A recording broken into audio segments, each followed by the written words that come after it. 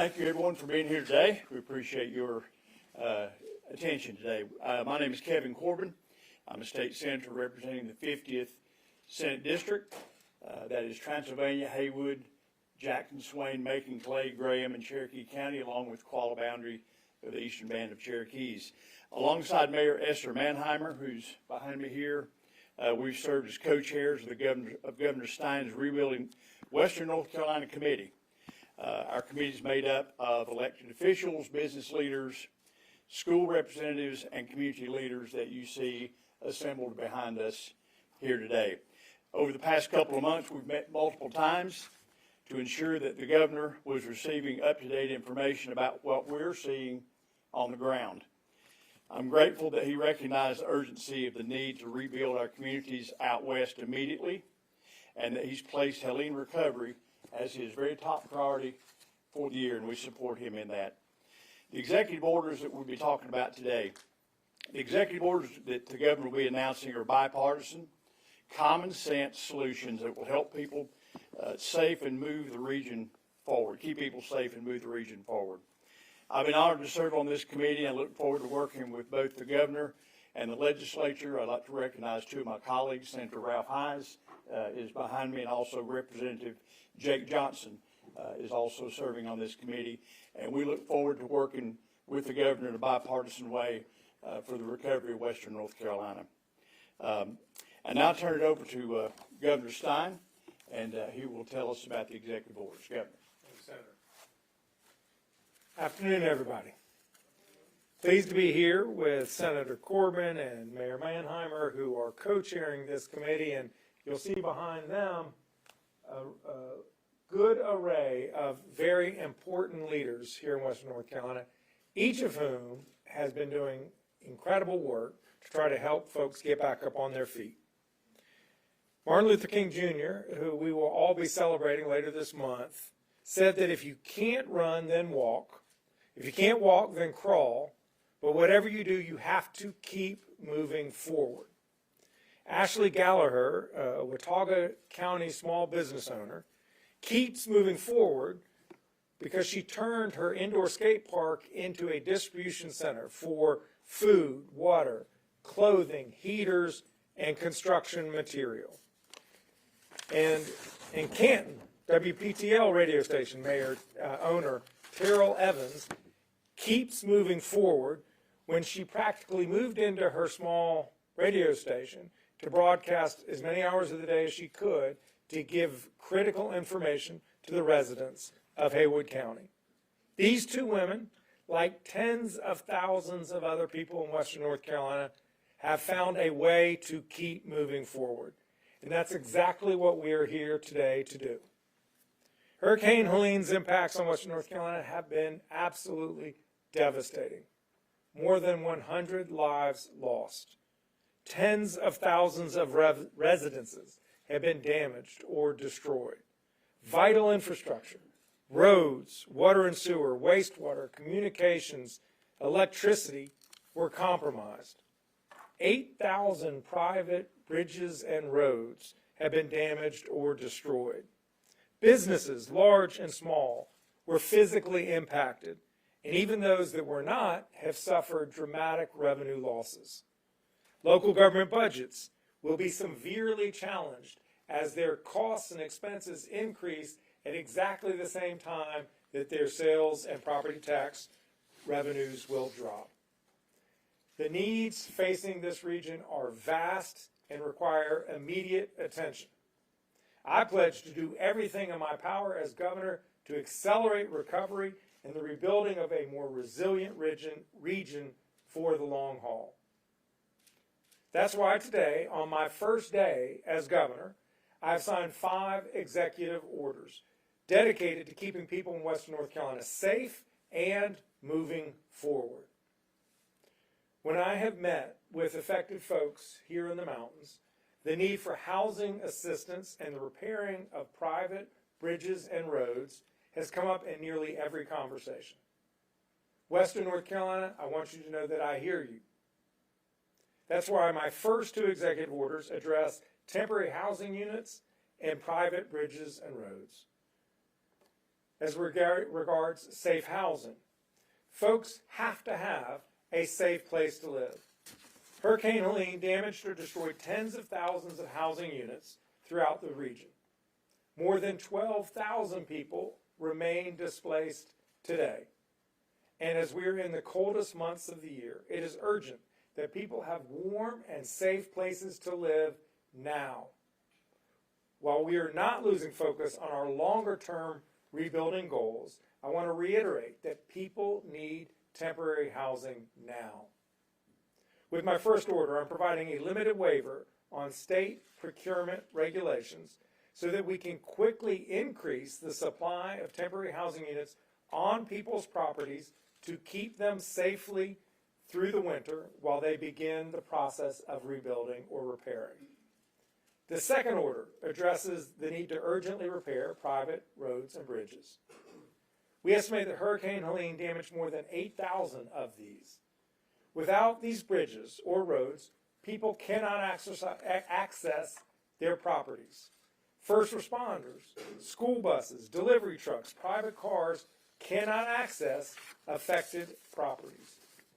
It should go without saying that when someone experiences an emergency, ambulances, fire trucks, police vehicles must be able to get to people's homes. That's why I'm directing the Director of Division of Emergency Management, Will Ray, to quickly procure the services of bridge and road builders to get to work repairing these private bridges and roads now. In addition to these two executive orders regarding temporary housing units and private bridges and roads, I have signed 3 other executive orders this morning. The third order creates a dedicated group within my office focusing on coordinating our all-of-state government approach to respond to the emergency. The Governor's Recovery Office for Western North Carolina, we are calling it GROW-NC.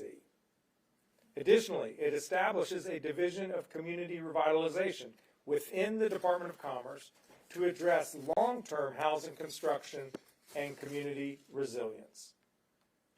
The fourth executive order formalizes our already established Advisory Committee on Western North Carolina Recovery, comprised of business, government, and civic leaders from across Western North Carolina to ensure that we do this critical work right. I'm grateful for the local leaders behind me. This is the team. And it includes, as I said, Senator Corbin and Mayor Manheimer as our chairs. The fifth order, I have directed the State Office of Human Resources to authorize state employees to use 16 additional hours of community service leave to meet the needs of the people of Western North Carolina. I encourage state employees to continue volunteering their time with local governments and nonprofit organizations to help their neighbors in need. Today's actions represent just our first steps on the path to recovery. They keep us moving forward. The road ahead of us is long, but we are in it for that long haul. My team and I will continue partnering with local leaders and law enforcement. I see the sheriff here today, businesses and nonprofits, in the General Assembly and the federal government to make sure we are keeping people safe and doing this work as well as we can. To keep moving forward, we will act with urgency, focus, transparency, and accountability. We want every dollar dedicated to recovery, whether federal, state, local, or charitable, to be spent as efficiently, impactfully, and quickly as possible. That's why I'm committed to doing everything in my power to accelerate relief and get it to where it needs to go as soon and as cost effectively as possible. That's what the people of Western North Carolina deserve. Thank you. I'll now turn it over to Mayor Manheimer. Thank you, Governor. Again, my name is Esther Manheimer, and I have the honor of serving as the mayor of the great city of Asheville, North Carolina, where we all are right now. As Senator Corbin mentioned, we have been and are co-chairing the Rebuilding Western North Carolina Advisory Committee. Many of the members are here standing with us today. And I've been proud to share information on the ground about the ways people in Asheville are both coming together after the devastation of this storm and continuing to struggle, highlighting the importance of continuous focus on our recovery. In particular, as temperatures have dropped, people have desperately needed shelter, a place to keep warm and to keep safe. That's why the executive order to prioritize housing and build more temporary shelters is so critical. The winter is far from over, and we can get started today on getting people shelter. In addition, when people have an emergency, we need to be able to safely get them the help they need. I'm glad to see Governor Stein taking steps to get our private roads and bridges repaired and replaced. Safe passage is critical to the functioning of everyday life here in Western North Carolina, as well as making emergency response possible. On his first day in office, it is significant that this is where the governor is choosing to spend his time. I'm grateful to him and to our whole advisory committee for hitting the ground running, and I look forward to continuing to come up with creative ways we can help keep serving the people of Western North Carolina. And I'll now turn it back over to the governor for any questions. Thank you, Mayor. Happy to have any questions if there are. Governor, Nick Oxford, WBTV. Good to see you, Nick. Thank you. Appreciate it. As you stand here today, less than a month ago, Encore ordered contractors to stop rebuilding homes for people impacted by Hurricanes Matthew and Hurricanes Florence because they were out of money. So as you're here in Western North Carolina today, what are you doing to make sure Encore has the funding to continue rebuilding in Eastern North Carolina? And what are you going to do to ensure that Western North Carolina gets rebuilt faster than the hundreds of people still out of their homes in Eastern North Carolina? Yeah, today we are talking about these temporary housing units here in Western North Carolina, which are 100% funded by the federal government through FEMA. So what we want to do in these first 6 months, when FEMA is giving 100% reimbursement, to get as many people into these temporary housing units as we possibly can so that they can be on their own properties, safe, overseeing the reconstruction and rebuilding of their properties. Encore will remain in operation, focused on the critical work of making sure that the people in Eastern North Carolina who suffered from storms years ago get their homes finished. We will be certainly working with the legislature to make sure that the funding that is necessary to complete that job gets done, because those folks need finality as well. But to clarify, is Encore not going to take over a role in rebuilding Western North Carolina after? No, Encore has an important job to do, which is to finish its work in Eastern North Carolina. We are not going to distract them from that job. They have mission one. We have this other group that we're creating in the Department of Commerce, the Division of Community Revitalization, that is going to be focused on the long-term rebuilding here in Western North Carolina. Governor, is there a ballpark of how many people will be impacted or need this temporary housing in Western North Carolina? We know that there are over 10,000 people who have been displaced.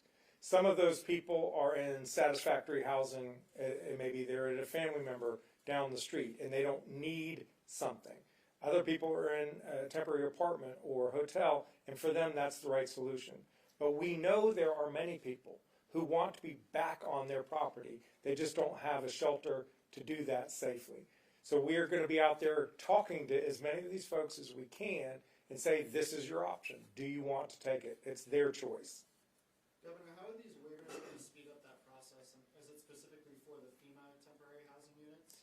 Because through traditional procurement policies by the Department of Administration, we would have to let these contracts that may take 30 to 60 days to be finalized before we could start doing the first one.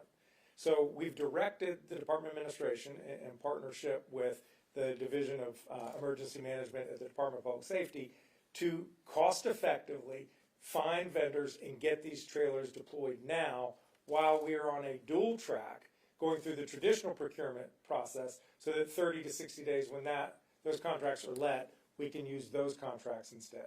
Has there been any talk at the state level about allowing these FEMA units in the special flood hazard area? Yes, there have been issues as relates to, there are two entities which are going to be putting these temporary trailers on people's property. There's FEMA, which has been ongoing, and they have federal regulations and requirements that we as a state do not. So what we are now standing up is a dual track state process where we will have more flexibility to get these trailers on people's properties much more quickly. But the state process, you're not putting FEMA trailers with that process. So it's a state process, but paid for by FEMA. So we will be ultimately reimbursed. As I said earlier, FEMA generously, President Biden granted Governor Cooper's request to have 100% reimbursement of these initial expenses for the first 6 months. And as you know, we're still in those first 6 months. So what we want to do is get as much of this work done within 6 months as we possibly can, because FEMA has guaranteed to reimburse us at 100%. Governor, I have another question. There are no others. I want to talk about your conversation with Kevin Crutchfield when he was representative in the State House. Then Representative Crutchfield has confirmed you two spoke about his vote to uphold or override the veto by Governor Cooper of a bill while he was applying for a job in your administration. Your office didn't respond to my request for comments about that conversation. Was it appropriate for you to speak with him while he was seeking a job in your administration?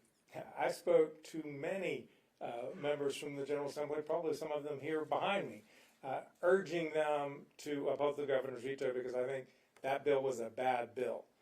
Concurrently, he did seek employment in the administration, but they were unrelated phenomena. But the belief Can on we take a Jones, question from someone else, just so we can if I can get a follow-up, the Yeah, belief but on we're Jones trying Street. to read everyone's Hi. questions, so can we? There were no other questions, that's why I was asking this one. So the belief on Jones Street is that Representative Crutchfield was seeking a job in exchange for voting to Well, uphold the that governor's is absolutely untrue. I can't control when the legislature took its bill. Under the Constitution, the governor had to veto it. They had to consider the override or sustaining of that veto. Meanwhile, I got elected governor and was seeking an administration. So totally unrelated phenomenon. Yes, sir. If they were unrelated, Yeah, then why didn't your staff respond to my inquiry weeks ago, Governor? I cannot even. Why didn't they respond to I my inquiry cannot. weeks ago? I cannot tell We you. have another question. Yes. Governor, we have another reporter asking a question. He just texted me. What is your response to an appeals court ruling that charges should be dropped against a teen who made a social media comment about shooting up a school because he also made a comment that it was a joke? Have you heard about that? I haven't. Obviously, I'll go back and read the case, and we'll be. I would actually say you can go back to the Attorney General's office and we'll give you a comment, but I'll have to talk to Jeff Jackson about that. Yes, sir. Corey Valancourt, Smoky Mountain News. Yes, sir. In your previous role as Attorney General and now your new role as Governor, can you tell us how much time and effort the state has spent investigating claims of donation fraud or ill-gotten gains related to the outpouring of donations that Western North Carolina has seen? If anybody has complaints or concerns about any potential fraud, whether it relates to charitable fraud or price gouging, file a complaint with the Office of Attorney General. Jeff Jackson will take those complaints with utmost seriousness and act to protect the public. And had you seen anything like that before you took office? Now, we had not gotten a substantial number of complaints as regarded to donation fraud. All right. Oh, yes, one last. Are you concerned federal and state lawmakers won't come through with the state's funding requests? Yeah, I'm always concerned. I mean, until you have money in the bank account, you can't spend it. And I was very pleased that we had a strong first step by the federal government with its appropriation. The governor had submitted a request of $25 billion to help start the work here in Western North Carolina. The total losses are now estimated to be nearly $60 billion, $59 billion. Congress took a big step, but we think North Carolina shares about $15 billion. So it's not even the $25 billion that was sought previously.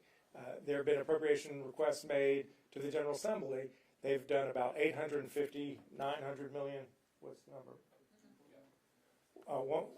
And we need to get more funds appropriated. So we're going to be working with both entities, both appropriators, federal and state, because we know the needs are immense. They're vast. If we've gotten nearly $60 billion in damages, and we've only gotten $15 billion from the federal government, about $1 billion from the state, Private insurance will cover some of that, but not that much. So we have a lot of work to do.